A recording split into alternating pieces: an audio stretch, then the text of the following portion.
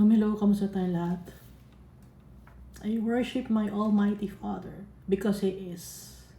He is my portion. He is my treasure. He is my hope. He is my peace. He is my joy. And He is my forever. He is my home. He created us in His image and likeness. Our Father is very forgiving. He's magnanimous, awesome, faithful, just, righteous, and holy is our Father. Yahweh, Jehovah, El Shaddai, the Alpha and Omega, the beginning and the end, the creator of this world. We are the apple of our Father's eye. We are also His treasure. At hindi magbabago yan. That's the reason why our Father sent to us our Savior, Jesus Christ. Jesus Christ, Yeshua, the only Redeemer, the only mediator to the Almighty Father. The Lamb of God, the High Priest, the Sacrificial Lamb, the King of Kings and the Lord of Lords, the Messiah, Emmanuel, and our friend.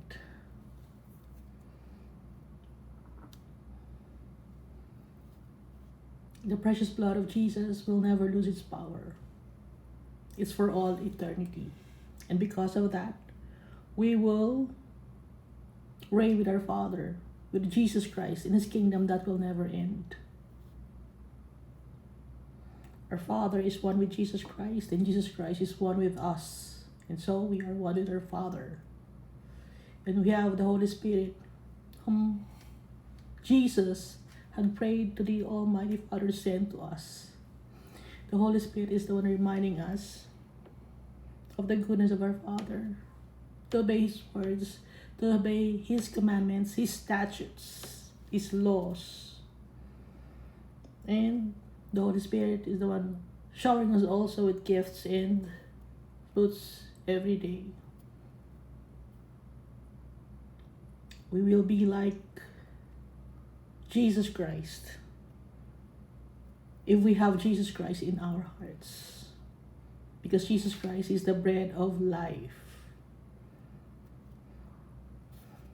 At magiging maganda ang tingin sa atin ni Almighty Father because we have Jesus Christ in our hearts. Kriska, last time we read Lamentations chapter 2 and Lamentations chapter 3. Sa Lamentations chapter 2, dito yung galit ni Almighty Father because of the wickedness of the people, disobedient to the Almighty Father. The laws, the commandments has been set aside by the people due to their arrogance, due to material things, earthly possessions. Kinalimutan ni Almighty Father ang kanyang footstool. Ang footstool ay ang world. Itong mundo ang footstool ni Almighty Father. Dahil si Almighty Father, nakatira siya sa heaven. And He also lives in our hearts. Because we are the temple of the Holy Spirit. And when we gather together, we are called church. So sa galit ni Almighty Father, hinayaan ni Almighty Father ang mga tao na masaktan. Hindi niya kinaawaan ng mga tao para mawala ang wickedness dito sa mundo. He has thrown down His wrath pati na ang mga leaders of the land. Kanya-kanya ng gawaing masama at pinabayaan ni Almighty Father, hinayaan yon. Dahil dugtong yon yung society natin. Pag gumawa ng kasalanan tayo, mga tao, kadugtong nun, gagawa ng kasalanan yung mga leaders of the land. At pag nangyari yon, magkakagulo ang mundo. Puro greediness, selfishness, magkakaroon ng murder. Doon nag-uumpisa yung kasinungalingan, adultery, lahat na. At dahil doon, yung galit ni Almighty Father, yung buhos sa atin, magkakaroon ng pestilence, calamities, tragedies, diseases.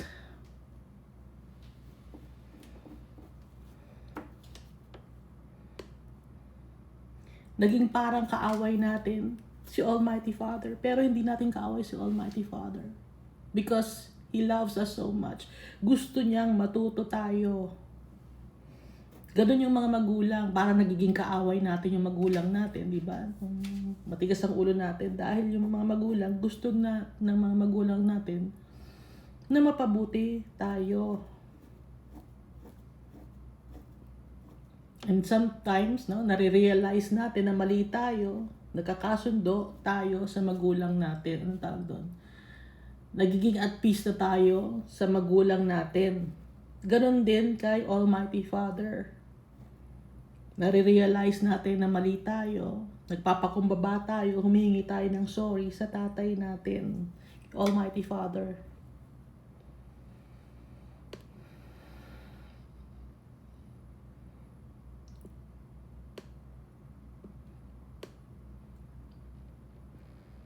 Para matuto tayo, para hindi tayo mapunta sa eternal damnation.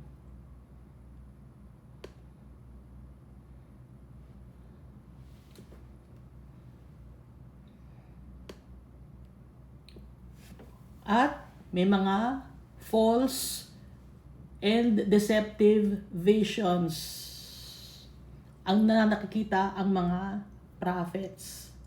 Kung false and deceptive visions, ibig sabihin false prophets sila kasi false and deceptive visions ang nakikita nila. False prophecies and delusions.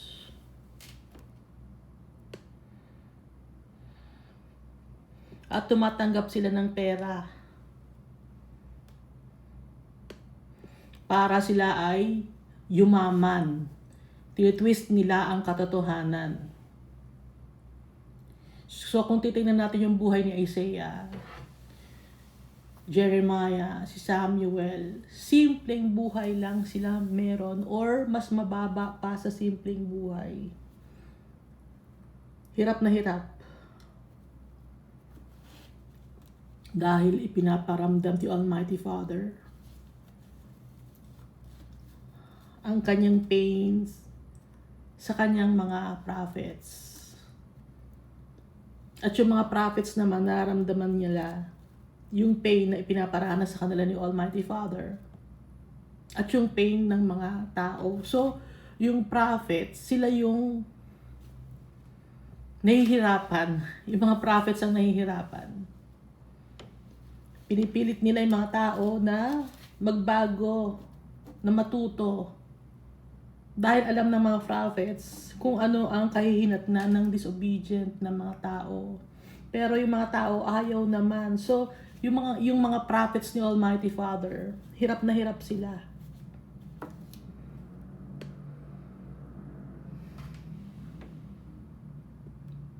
Kahit gusto nilang pilitin yung mga tao, hindi, gumawa tayo ng tama, ganito ang gawin natin. Kung ayaw naman ng tao, walang magawa yung mga prophets ni Almighty Father. Dahil alam ng mga prophets ni Almighty Father kung ano ang punishment.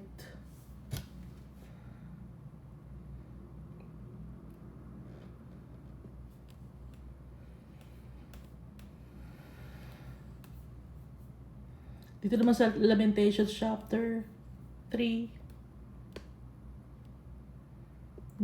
in-express dito nung nagsulat inspired by the Holy Spirit, yung nagsulat nitong Lamentations, lahat ng book sa Bible, ina-explain niya dito yung kanyang nararamdaman. Kasi ang sabi, ang nagsulat nito ay si Jeremiah, no? Pero syempre, ang author ng book ay si Almighty Father ng Bible. So, ina-explain dito ni Jeremiah yung kanyang nararamdaman. Lalo na nung meron siyang buhat-buhat na yoke. Pinagtatawanan siya, minamock siya ng mga tao. Tuwing darating siya, ayan na ng baliw, ayan na ng baliw. Hindi siya pinapansin. Binabato pa.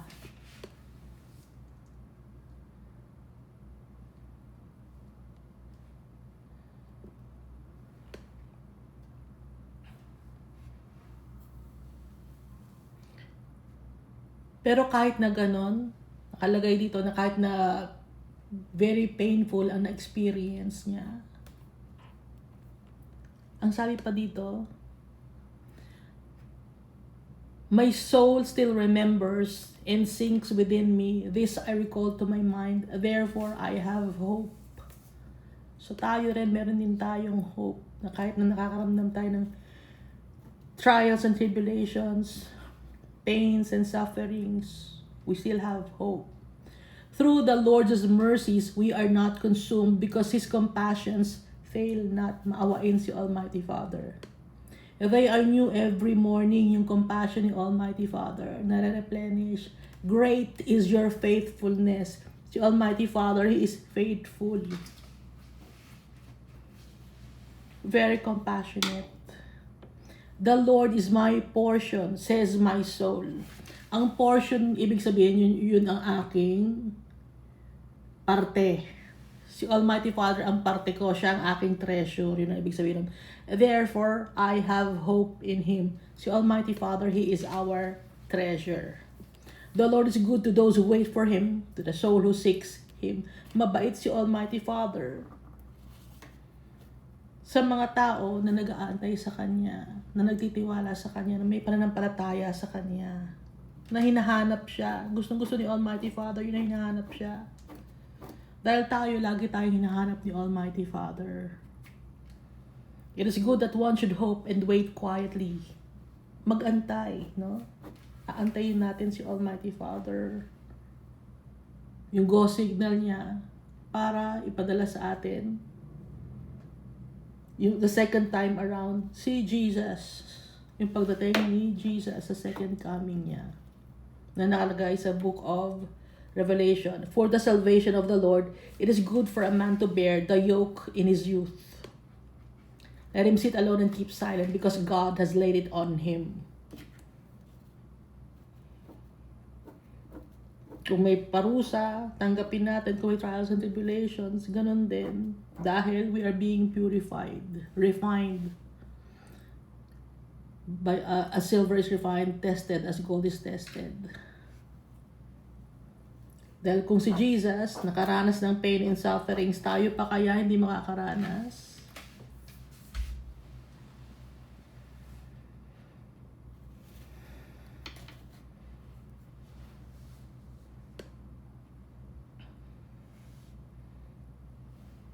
Si Jesus, He died on the cross and rose after 3 days. Tayo, we will also live with Jesus. Ang mga taong namamatay, yun yung second death sa eternal damnation yon, because there's no more hope and a future for those souls who are in Hades or Sheol or Imperno or eternal damnation. Hindi naman gusto ni Almighty Father na i-afflict tayo o saktan tayo. Pero kailangan mangyari yon para maging perfect tayo, parang ginto. Yung ginto, para maging pure, inilalagay sa fire. para mawala yung impurities.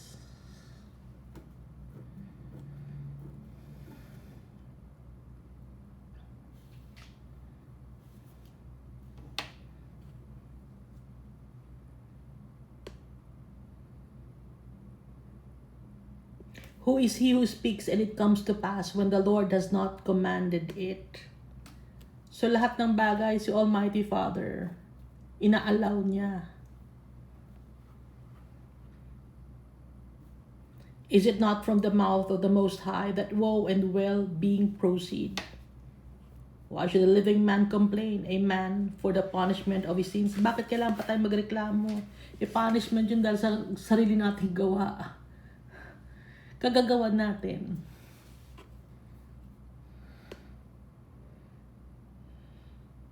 Kaya i-check natin ang sarili natin. At bumalik tayo sa tatay natin. I-worship natin siya. In spirit and in truth. I-acknowledge natin that we have sinned and rebelled against our Father.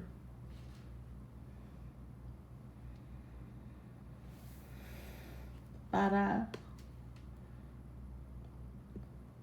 humingi tayo ng tawad sa tatay natin at mapatawad niya tayo. Dahil kung magkipagmatigasan tayo ng ulo sa tatay natin, wala tayong panalo sa tatay natin. Ang tatay natin, ang creator natin, hindi tayo mananalo sa tatay natin. Kaya, we must surrender.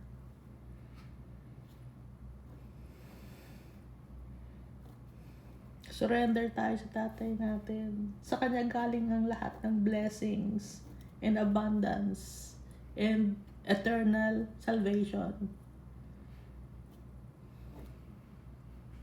Kung gusto nating mabuhay for all eternity, love our Father. Trust in Jesus.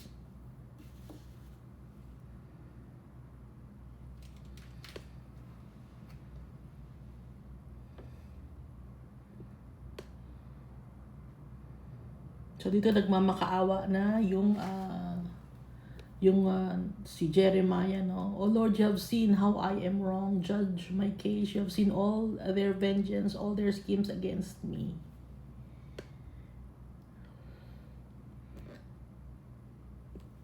So sino ang ating tatakbuhan? Ang tatay natin. And we will use the name of Jesus Christ. Bakit natin kailangan gamitin ang name ni Jesus Christ? Because Jesus Christ is perfect. Siya yung sacrifice. So nung nabasa natin, di ba sa Book of Exodus, pag lumalapit kay Almighty Father, may sacrifice na ibinibigay, burnt offering, sin offering. So lahat ng yun nasakop na ni Jesus. Si Jesus na yung burnt offering. Si Jesus na yung sin offering. Siya na rin yung grain offering. Thanksgiving offering, si Jesus na rin. All in one na si Jesus Christ. Siya na rin yung high priest. Hindi na tayo kailangan pang maghanap pa ng priest. Kailangan maghanap ako ng priest. Hindi na. Buhay si Jesus Christ. He seated at the right hand of the Almighty Father. At ang Holy Spirit. Hindi na natin pang kailangan maghanap ng, ng mga holy things of this world. Dahil yung Holy Spirit na mismo ang nasa sa atin. Yung mga bagay na sinasabing holy na nandito sa mundo, hindi talaga holy yun. Dahil hahawakan natin, madumi ang kamay natin. Yung holy water, hindi holy yun. I-check nyo sa microscope, ang dumi.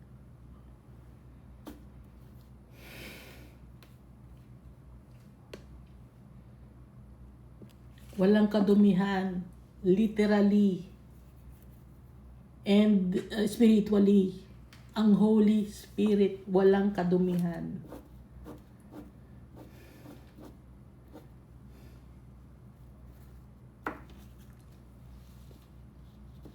So dito na tayo, no? Sa Lamentations chapter 4 is that.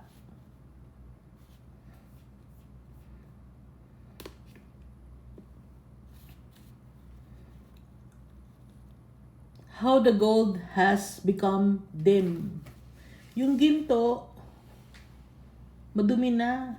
Hindi na makinang. How changed the fine gold. The stones of the sanctuary are scattered at the head of every street. Sino ba tong gold? Sino ba tong sinasabing gold na to? Yung gold treasure siya, 'di ba? So ito ay sinisimbolize na tao. Madumi. Hindi na siya makinang. Nakakalat na siya. Sa bawat lugar, hindi wala na siya sa sanctuary. Malayo na siya kay Almighty Father. Ibig sabihin itong verse 1 ng Lamentations chapter 4. Verse 2, the precious sons of Zion, valuable as fine gold. Dito na binanggit, the precious sons, yung mga tao, the people. So ito, hindi lang ito noon. So it's up to now, ganun pa rin ang mga tao.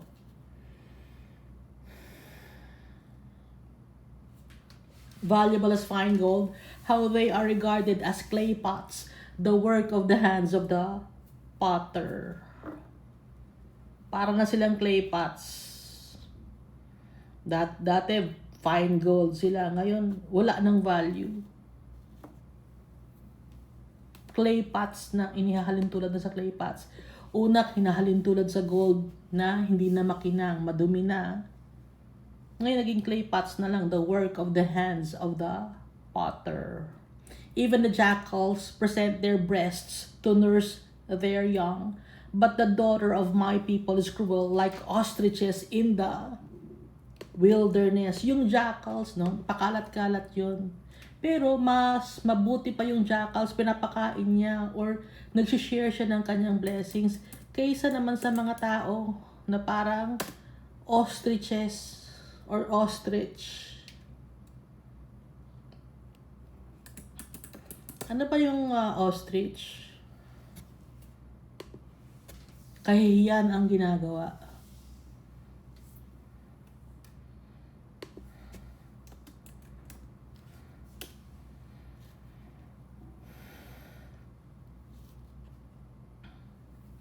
Puro kahihiyan ang ginagawa.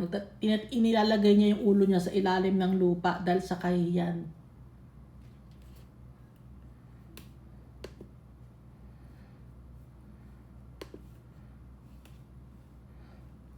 Magaling tumakbo. Ang bilis tumakbo.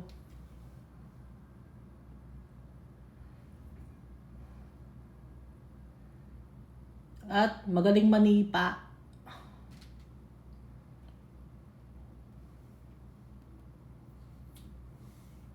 Magaling magtago.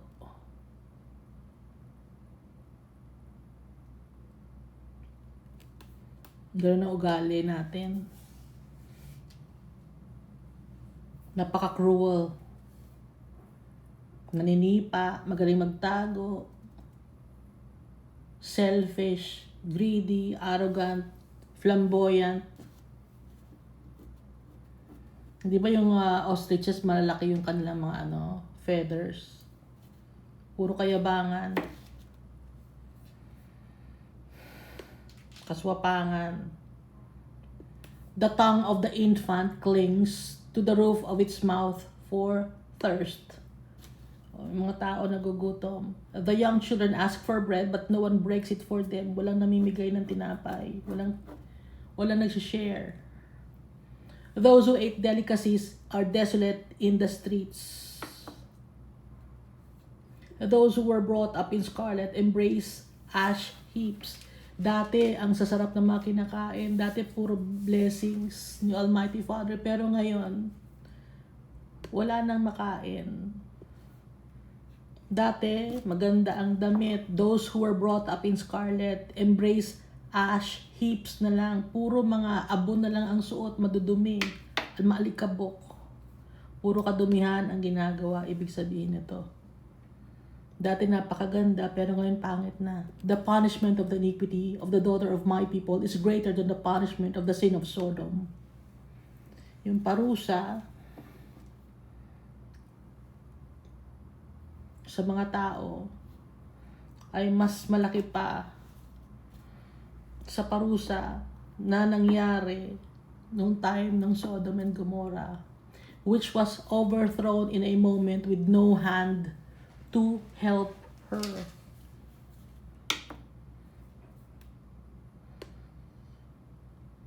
Verse 7, her Nazarites were brighter than snow and whiter than milk. They were more ruddy in body than rubies, like sapphire. In their appearance, dati yung mga Nazarites, alam naman natin yung mga Nazarites, di ba? Hindi sila uminom ng wine at hindi nila hindi pinapaputol ang kanilang buhok, hindi pwedeng putulin. They are dedicated to the Almighty Father. Nazarites tawag sa kanila, or nobles. Magaganda dati sila, brighter than snow, whiter than milk. Ibig sabihin, hindi sila nagkakasala. Lagi sila nakatingin kay Almighty Father, dedicated sila kay Almighty Father. They were more ruddy in body than rubies, makinang, like sapphire in their appearance. Pero ngayon, verse 8, now their appearance is blacker than soot. Soot, buto. Yung pagduduluto ka sa kahoy, yung ilalim ng kaldero, kulay itim yon, no? Hindi lang to abo, kundi kulay itim yung soot yon. They go unrecognized in the streets. Their skin clings to their bones. It has become as dry as wood. Dati ang gaganda sa paningin ni Almighty Father ng mga tao niya, ng mga nagtitiwala sa Kanya. Those people who dedicated themselves to the Almighty Father. Pero ngayon, ano na nangyari? Ang pangit na ng itsura nila. Describe dito yung kapangitan. Ibig sabihin kasi, pag tayo ay makasalanan, kahit na maganda ang itsura natin, kung tayo ay makasalanan, gumagawa tayo ng kasalanan, sa paningin ni Almighty Father, pangit tayo. Kahit pa magsuot ka ng napakagandang damit, pinakamadaming alahas ikaw. Pero kung tayo ay makasalanan, pangit ang tingin sa atin ni Almighty Father. Pero kung nasa sa heart natin si Jesus Christ, napakaganda ng tingin sa atin ni Almighty Father. Yun ang ibig sabihin dito.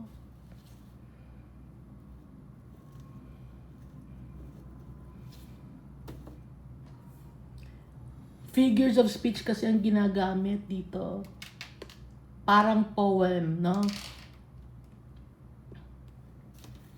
Verse 9, those slain by the sword are better off than those who die of hunger.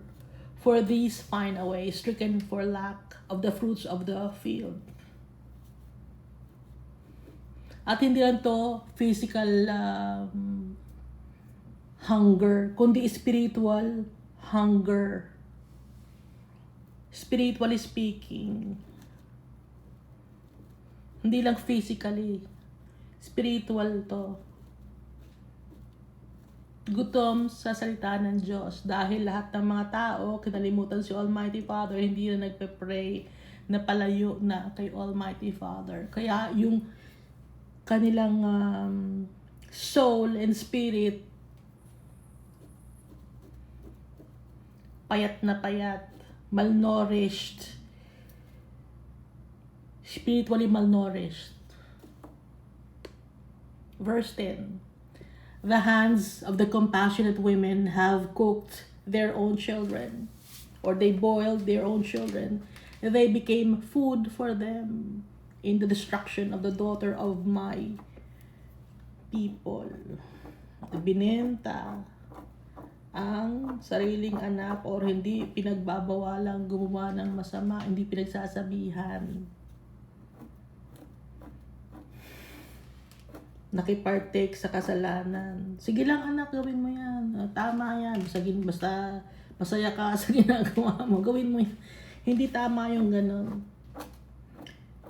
Dapat kung saan masaya si Almighty Father, doon. Hindi yung kung saan ka masaya, gawin mo. Hindi. Mali yun. Kung saan masaya si Almighty Father, thy will be done, Almighty Father. Hindi yung tayo ang masusunod. Dahil tayo madumi ang puso natin.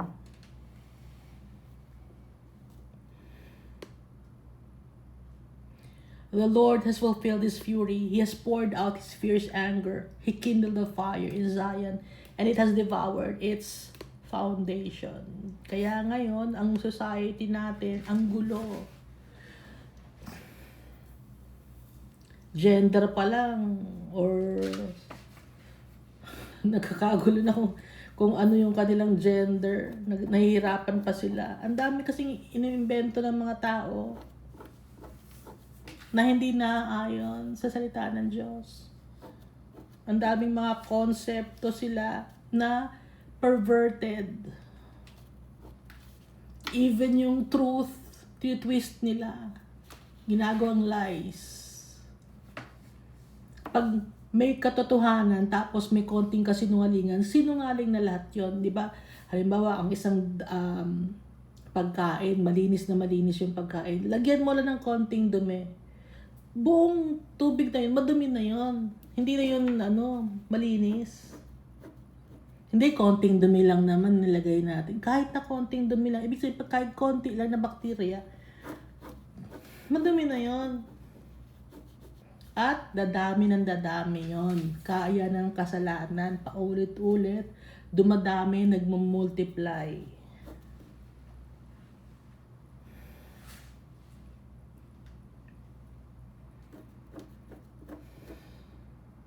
The kings of the earth and all inhabitants of the world would not have believed that the adversary and the enemy could enter the gates of Jerusalem.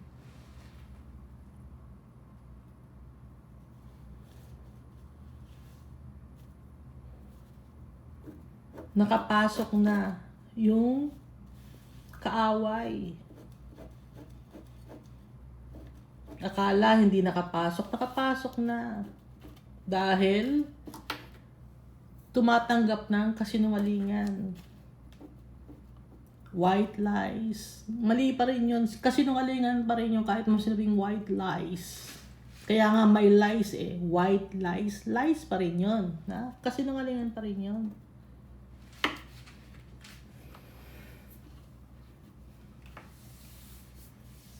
At ang father of all lies, ginawa niyang maganda yung white lies, pero kasinungalingan pa rin yun. Kung ikaw ay nagsisinungaling, kahit pa sabi mong white lies yan, sinungaling pa rin yan.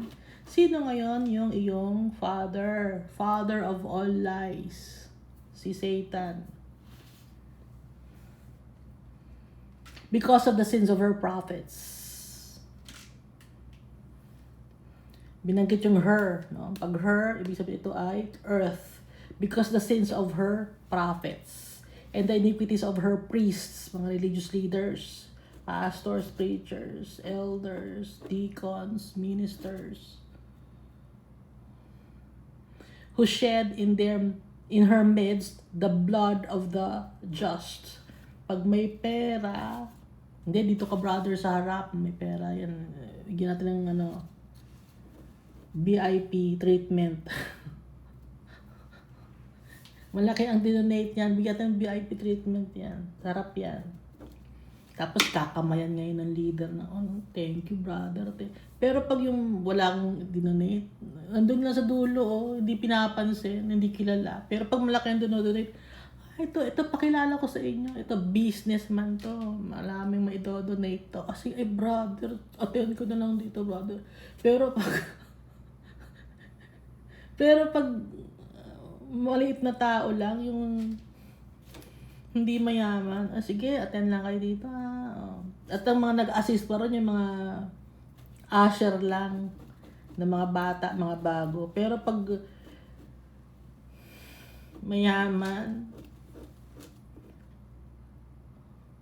gusto pang yakapin, yayakapin pa ng religious leader, yayakapin yun Kasi nga, malaki ang donation.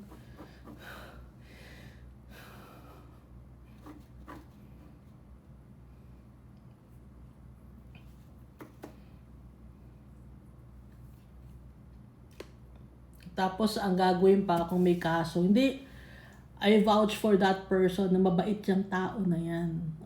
Kapag mayaman kilala namin yan, namatayin dyan sa amin. Mabauting tao yan, maayos. Pero pag mahirap lang, Hindi namin siya kilala eh. Pa onti-onti lang siya umattend dito. Hindi namin siya masyadong kilala. Pero pag kilala namin yan. Ano yan, garanti sa amin, 100% maayos na tao yan. Ako na ang nagsasabi sa inyo, witness na ako. Pero pag mahirap lang, matan siya minsan, pero minsan wala. Hindi ko alam kung anong ginagawa niya yan.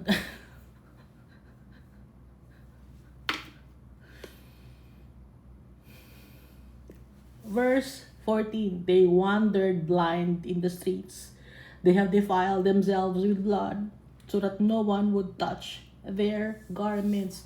Blood symbolizes kadumihan, dahil yung blood, doon yung mga bakterya, no? Kaya nga, di ba, pag yung nalawayan ka, kasi yung laway, may blood din yan, ha? Yung laway, na duraan ka, may plema. O, blood din yon, yung plema, blood din yon, ha? O, pag umubo ka, tapos nilunok mo yung plema mo, blood din yun. Kaya huwag niyo sasabihin, ay malinis kami, hindi kami kumakain ng dugo.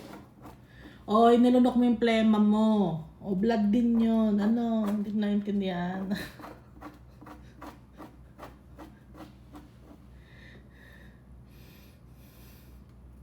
Nakagat mo yung ano mo, yung dito mo, yung pisngi mo, o kaya dumugo yung ipin mo, o nakain mo na yung blood, o kunyari, hindi ka kumakain ng blood, malinis ka, hindi totoo yan, kasinungalingan. Ano, ba't ganyan yung utak din nyo? Napakaliit.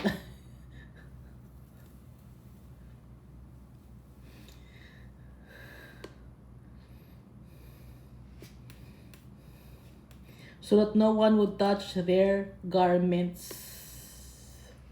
They cried out to them. Kaya nga tayo, pantay-pantay tayo. Walang makakapagyabang sa, ay hindi kami kumakain ng blood, malinis kami. Walang ganon, ha? Lahat tayo madumi.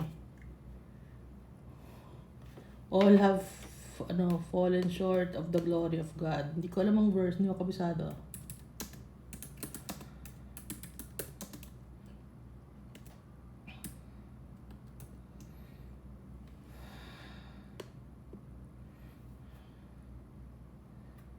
Romans chapter 3 verse 23.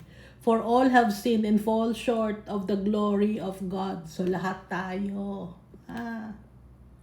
Romans chapter 3 verse 23. Hindi ba kayo naniniwala? Hindi tayo exempted. Lahat tayo madumi. Sino lang ang exempted? Si Jesus Christ, hindi siya nagkasala. Kaya wala tayong may pagmamalaki. Ay, hindi kami kumakain dugo. O ano yan? Ay, walang divorce sa country namin. Malinis kaming tao. Walang divorce. Oh, walang divorce pero ang dami may mga kabit, ha? Kumakabit yung mga tao dito. Even yung mga religious leaders na ayaw nila ng divorce, may mga anak sila. Tinatago nila. Hypocritical liars.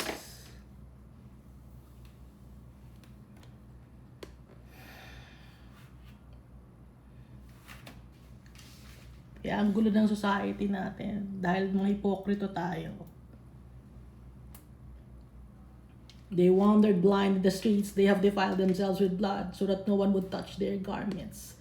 They cried out to them, go away unclean, go away, do not touch us. When they fled and wandered, those among the nations said, they shall no longer dwell here.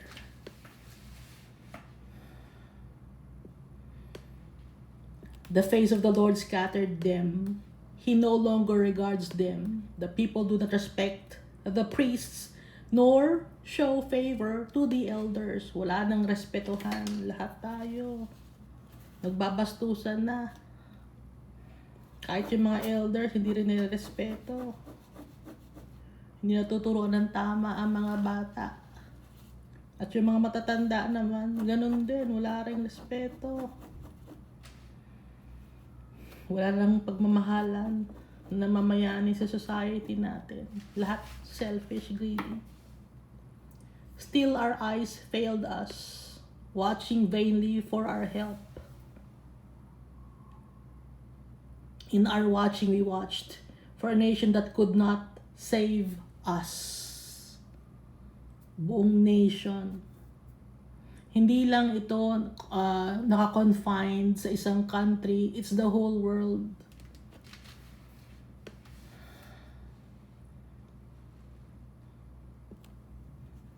Naghahanap ako ng tao na hindi selfish. Meron ba dyan? Ang tagal na ako naghahanap ng tao. Wala akong makita. Wala akong makita. Na hindi selfish.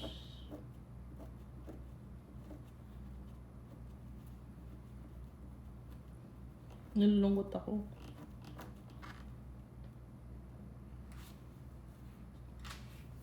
Verse 18.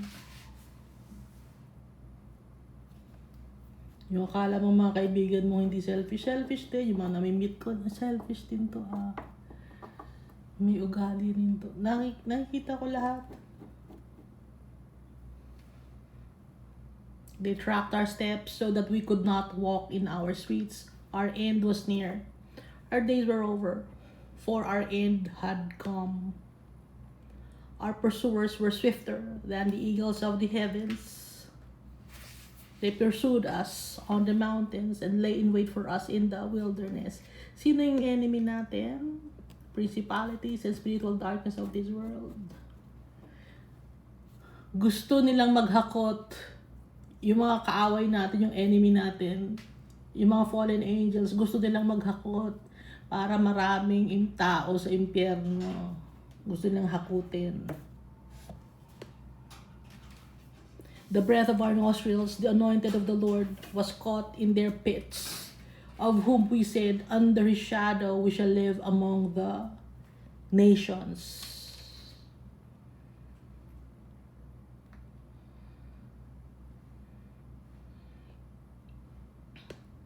Verse 21, rejoice and be glad, O daughter of Edom. Edom, si Esau to, di ba? Si Esau, Edom, red. Ibig sabihin red.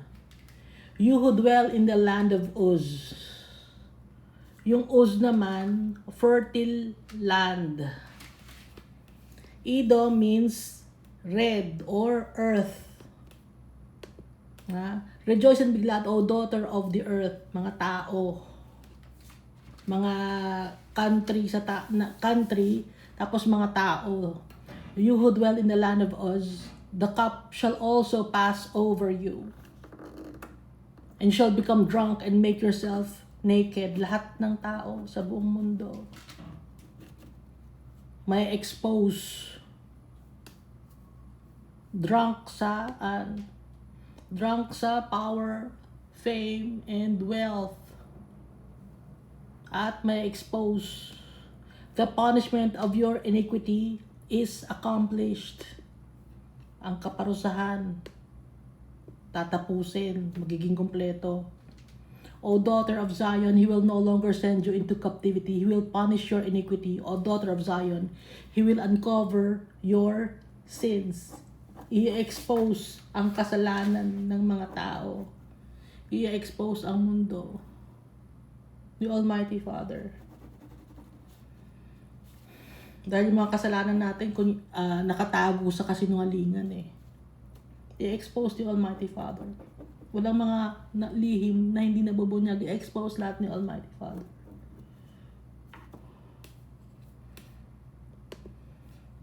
Yung mga hidden agenda. No? Yung mga tungkol sa mga gamot. Yan, mga hidden agenda yan, tungkol kasi sa business yan. Lahat ng mga businesses, merong hidden motives yun. At yun ay ang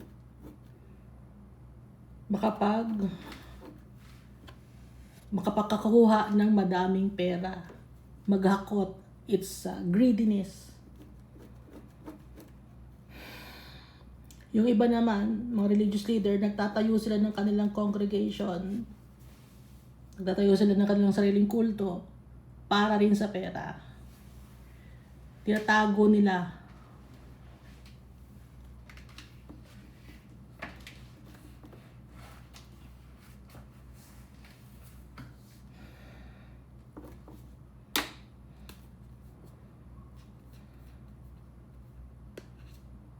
I-expose lahat ni Almighty Father, ang society natin.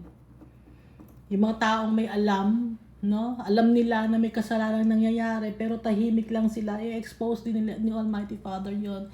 Kasi ikaw ay isang accomplice. Kahit empleyado ka, nanloloko ka ng tao para makabenta ka, accomplice ka ng kadumihan. So, kasali rin sa kadumihan. Paparusahan ni Almighty Father. Walang malilihim. Lahat i-expose. Ang kahihiyan natin.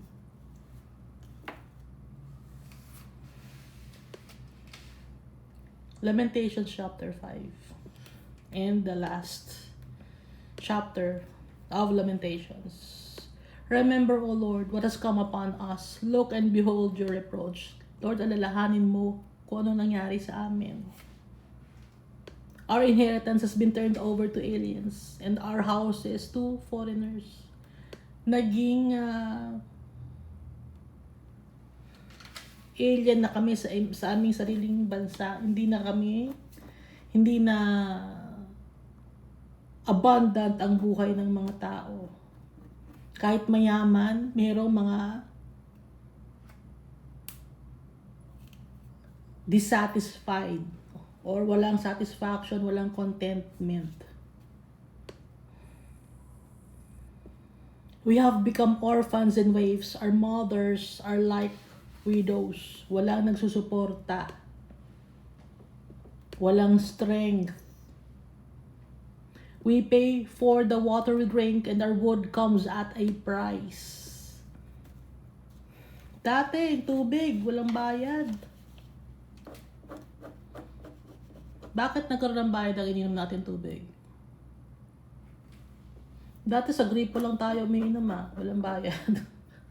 Ngayon dala-dalawa na, meron pa tayong drinking water, meron pa tayong water sa gripo. Bakit ganon? Ginawa yun ng mga business people. Ginawa ng science yon.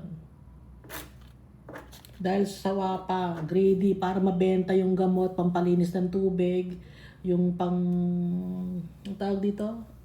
Yung filtration process na 18 steps of filtration process. Ginawa yon para business, selfish ang mga tao.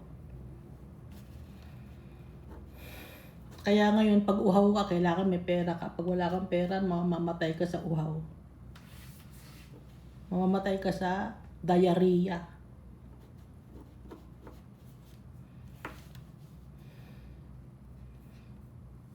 Dati libre lang Sinasadya na dumihan para hindi makainom ng mga tao, para bumili ng tubig. Verse 5, They pursue at our heels. We labor and have no rest. Walang kapahingahang trabaho. Inflation. Mahal ang mga bilihin kaya hindi walang kapahingahan. We have given our hand to the Egyptians and the Syrians to be satisfied with bread. Nagtrabaho sa ibang mga tao.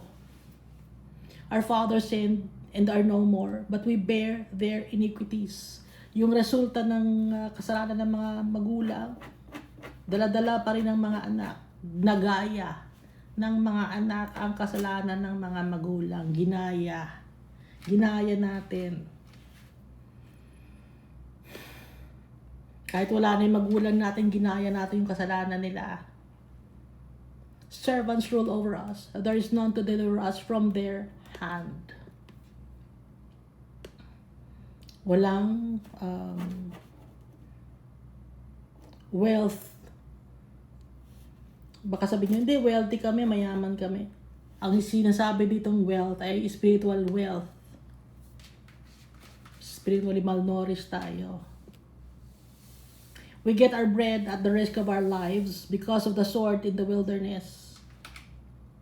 Ngayon, kung kakain tayo, kailangan pa natin makipagpatayan. Ang daming competition, maghahanap ka ng trabaho, makikipag-competition ka pa, makikipag-plastikan ka pa sa may-ari, sa mag-i-interview sa iyo, magsisinungaling ka pa. Tapos yung kasama mo na gusto rin magtrabaho, kunyari, kaibigan kayo, pero competition kayo kasi kailangan sino sa inyo maunang makatrabaho doon. Kahit sa trabaho, competition pa rin. Kaya we get our bread at the risk of our lives because of the sword in the wilderness. Dahil tayo ngayon ay nasa wilderness, no? Our skin is hot as an oven because of the fever of famine.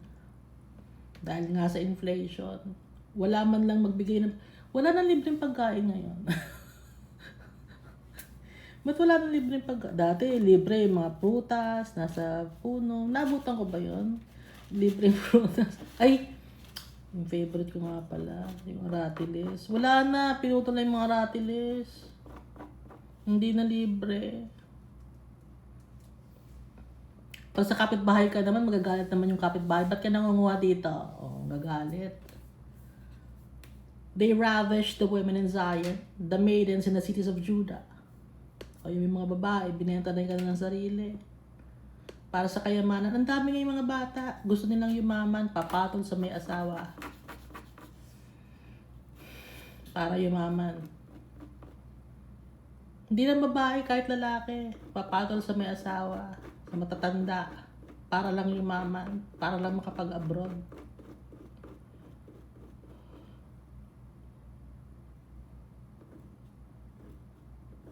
Kahit hindi nila gusto, lulunukin na lang nila yung kanilang pride para lang mabuhay sa mundo na to at makaranas ng ginhawa pero hindi sila magiging masaya.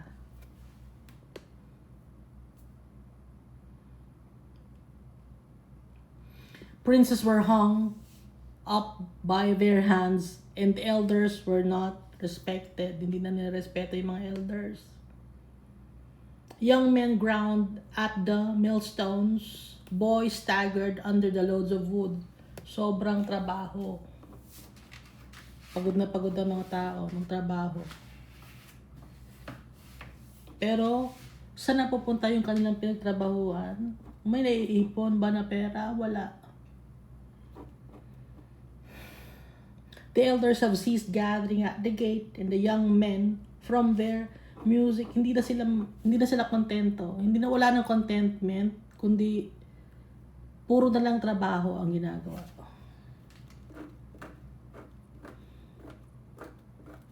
Puro trabaho, pagising sa mga trabaho, hanggang gabi pagod na. Kinabukasan trabaho ulit. Tapos yung mga nag-gain na pera nila, nawawala lang din. Madaling ibayad sa kung saan-saan. Yun ay dahil sa makasalanan tayo. Ang dami natin gustong mangyari sa buhay natin. Kukuha ka ng insurance kasi hindi ka naniniwala kay Almighty Father. Kuha tayo insurance dahil para meron tayong sure na tayo. Dagdag gastos pa yun. Oh.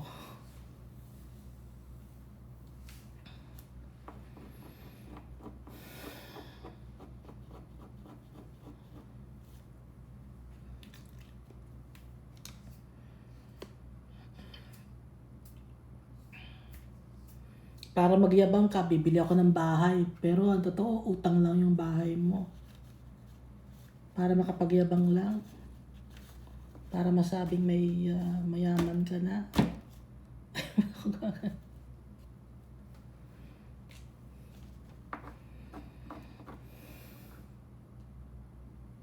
Gumagastos ka ng pera na wala pa sa'yo, nagagastos mo na.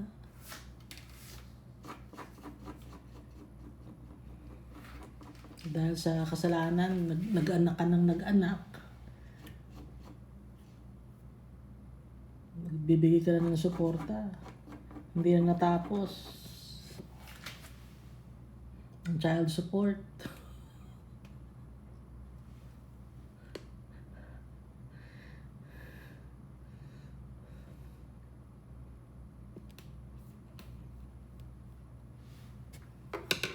The joy of your heart has ceased. Our dance has turned into mourning. Hindi na naging masaya ang buhay. The crown has fallen from our head. Woe to us, for we have sinned. Dahil yun sa kasalanan natin. Matigas ang ulo natin. Sinusunod natin yung ating sarili. Because of this, our heart is faint. Because of these things, our eyes grow dim. Because of Mount Zion, which is desolate, with foxes walking about on it. Ano yung foxes? Sly. Cunning. You, O Lord, remain forever. So dito sa mundo na ito, walang forever. Sino ang may forever? Kanino tayo may forever? Kay Almighty Father. Lahat ng mga tayo, transient lang tayo dito, temporary. Temporary lang tayo dito sa mundo na to.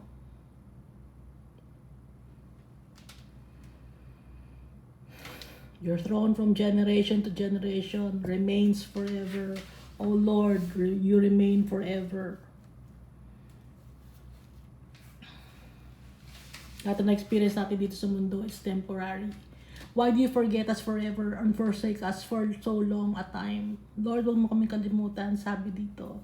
Turn us back to you, O Lord, and we will be restored. Tulungan mo kami makabalik sa iyo, Almighty Father.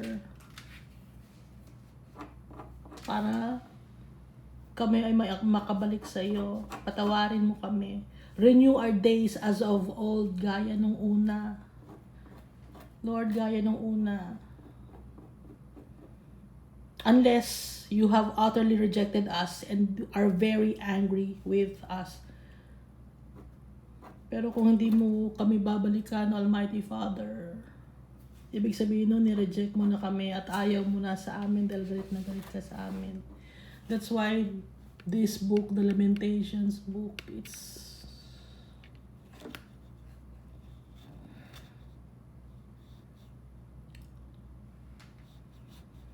very hard to read. Dahil ito yung puro kalungkutan. Intense emotions. Intense sadness because we are disobedient. Kinalimutan ni Almighty Father ang kanyang mga anak. Kaya bumalik na tayo sa tatay natin. Dahil mahal na mahal tayo ng tatay natin. Sundin natin yung tatay natin. Sabi ng tatay natin, si Almighty Father, believe in Jesus Christ. For God so loved the world that He gave His Son, the only begotten Son, na kung sino man ang maniniwala, will have everlasting life. Ngayon, kung hindi natin i-acknowledge si Jesus Christ na Savior, Lord, Messiah, Emmanuel, God with us, hindi tayo masisave, hindi magiging maganda ang tingin sa atin ni Almighty Father. Dapat acknowledge Jesus. Ilagay natin sa puso natin yung turo sa atin ng tatay natin, yung teaching sa atin ng ating Savior, Redeemer, Mediator.